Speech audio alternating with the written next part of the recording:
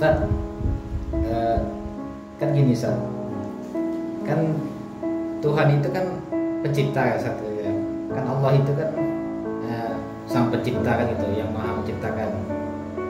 Terus Anda pernah berpikir Ustaz, kalau Allah itu disebut pencipta, alam itu sebelum ini ada alam ini, sebelum alam ini diciptakan, apakah Allah itu masih dikatakan pencipta Ustaz? Itu ya. Jadi begini, pertanyaannya kan, apakah Allah Subhanahu wa Ta'ala yang maha suci, maha tinggi disebut sang pencipta ketika alam ataupun makhluk belum diciptakan? Kan gitu pertanyaannya. Artinya apakah syarat dikatakan pencipta itu harus terlebih dahulu terjadi penciptaan alam dan makhluk? Kan gitu. Nah, sebenarnya ini pembahasan sudah selesai ya, dijelaskan sama ulama kita ya dalam kitab-kitabnya, bahkan dari kitab yang mendasar ya, kitab dasar seperti kitab Kharidatul Bahiyah karangan Syekh Ahmad Dardir, kemudian ada kitab Jawhar Tauhid,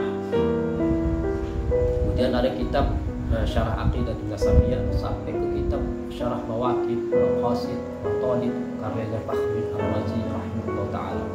Itu sebenarnya sudah tuntas mengenai pembahasan seperti ini, permasalahan ini.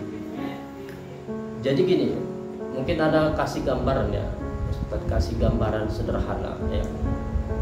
Ustaz misalnya ini punya pisau ya, punya pisau ini tajam ya kan. Nah, kemudian Ustaz mau memotong timun atau tomat atau bahan makanan lainnya.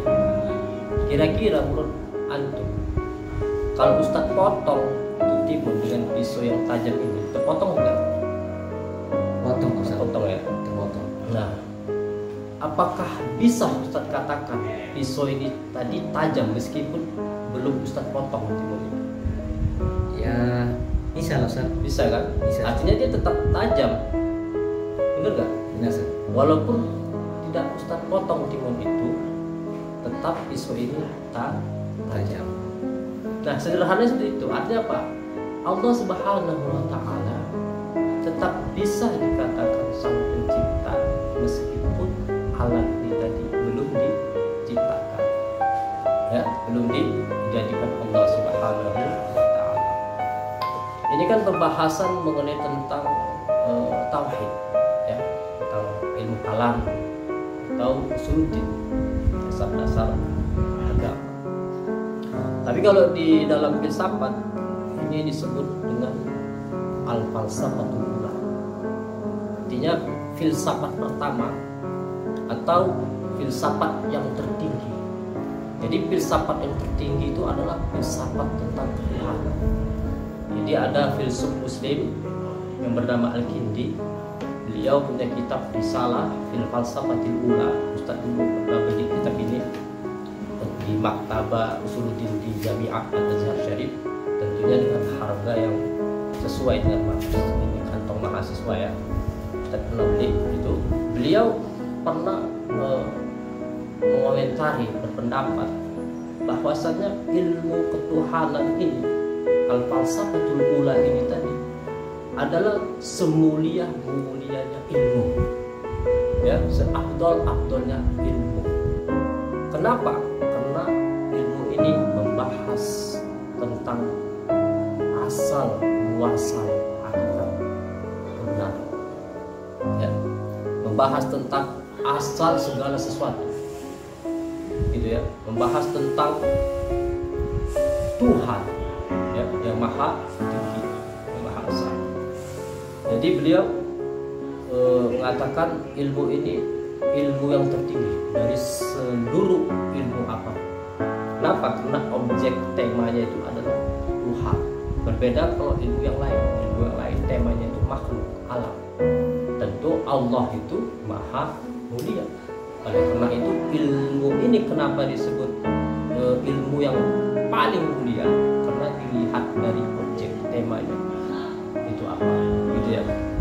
Begitu juga nanti kalau kita membaca kitab ilmu kalam, ilmu tauhid, ketika disebutkan beberapa prinsip dasar sebelum untuk ilmu itu adalah ilmu keutamaan mempelajari ilmu tauhid ini adalah ilmu seabdol-abdolnya ilmu. Kenapa? Karena temanya adalah Allah Subhanahu wa Ta'ala. Gitu ya. Sebenarnya pembahasan ini perlu ini apa?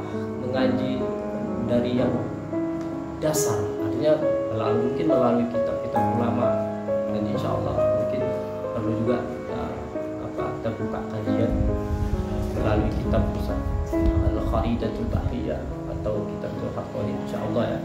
Kalau ada waktu bismillah, insya Allah kita buka kajian ini biar lebih mendalam lagi, lebih kuat lagi dalam memahami konsep-konsep ketuhanan.